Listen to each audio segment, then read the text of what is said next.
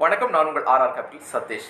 மத்திய அரசாங்கத்தோட cabinet economic affair pan கார்டோட 2.0ங்கிற ஒரு பிளானை வந்து அனௌன்ஸ் பண்ணியிருக்காங்க. அதோட ஒரு சின்ன தொகுப்பு தான் இது. பொதுவாகவே நம்ம இந்தியாவில் பேங்க் அக்கௌண்ட் ஓப்பன் பண்ணாலும் சரி, ஸ்டாக் மார்க்கெட், மியூச்சுவல் ஃபண்ட், எந்த ஒரு ஃபினான்ஷியல் இன்ஸ்ட்ருமெண்ட்டாக இருந்தாலும் சரி பேன் கார்டு அவசியம்ன்றது நமக்கு தெரியும். இந்தியாவில் 140 கோடி மக்கள் தொகைக்கு மேலே இருக்கக்கூடிய இடத்துல ஏறத்தாழ 78 கோடி பேர் இன்னைக்கு டேட்டுக்கு வரைக்கும் பேன் கார்டு யூஸ் பண்ணிட்டு இருக்காங்க.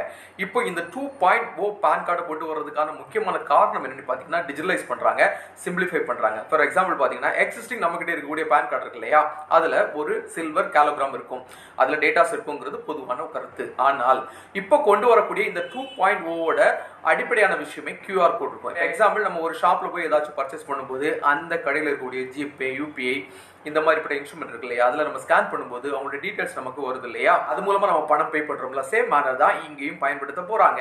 பேன் கார்டுல டிஜிட்டலா QR கோட் இருக்கும்போது நீங்க எங்கேயுமே உங்களுடைய பிசிக்கல் பேன் கார்டை சப்மிட் பண்ண வேண்டிய அவசியம் இருக்காது, எல்லாமே டிஜிட்டலா முடிஞ்சிடும்.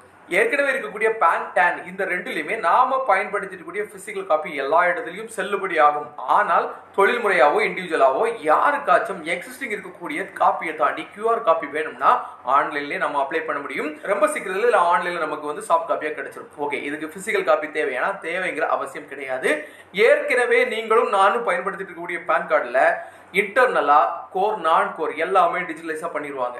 எக்ஸிஸ்டிங் இருக்கக்கூடிய பேன் கார்டுல பேக்ரவுண்ட்ல இது எல்லாமே இருக்கும். உங்களுக்கு தேவைப்படுற பட்சத்துல இன்கம் டாக்ஸ் டிபார்ட்மெண்ட், அதுவும் குறிப்பா இந்த பேன் கார்டு டிபார்ட்மெண்ட் நீங்க அன்னைக்கு உங்களுக்கு சாஃப்ட் காப்பி வேணும்னு அப்ளை பண்ணீங்கன்னா எந்த ஒரு சிங்கிள் ரூபாய் நீங்க பே பண்ணாமலே டிஜிட்டலா உங்களால வாங்கிக்க முடியும். ஓகே, இந்த டிஜிட்டலா கொண்டு வரதோட முக்கியம் என்னன்னா சைபர் செக்யூரிட்டி. இன்னைக்கு இருக்கக்கூடிய டேட்டுக்கு சைபர் இஷ்யூ ரொம்பவே அதிகமாயிட்டு இருக்கு. டிஜிட்டல் அரெஸ்ட்ல இருந்து டிஜிட்டலா பணத்தை இழக்கிறது அதிகமா இருக்கு மக்கள்கிட்ட.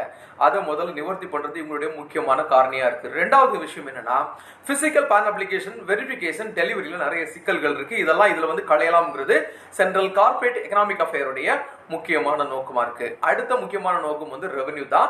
இன்கம் டாக்ஸ் மூலமா ஏற்கனவே டாக்ஸ் பே பண்ணிட்டு இருக்கோம் இல்லையா, இவர்களை தாண்டி டிஜிட்டலா சாஃப்ட் காப்பி மூலமா இந்த பேனை கொண்டு வர்றது மூலமா இன்னும் அதிகப்படியான மக்களை இன்கம் டாக்ஸ் பே பண்ண வைக்கலாம்ங்கிறது இவங்களுடைய நோக்கம். ஏற்கனவே இருக்கக்கூடிய பிசிக்கல் பிரச்சனைகளை இதன் மூலமா தவிர்க்கலாங்கிறதும் முக்கிய நோக்கம். இதனாலதான் இவங்க கொண்டு வர்றாங்க. இன்னைக்கு டேட்ல 78 கோடி மக்கள் பேன் கார்டை யூஸ் பண்ணாலும் நிறைய பேருடைய பேன் கார்டு ஆதாரோட இணைக்காம செயலிழந்து இருக்குங்கிறதையும் நம்ம இதுல குறிப்பிட்டு சொல்ல வேண்டியிருக்கு.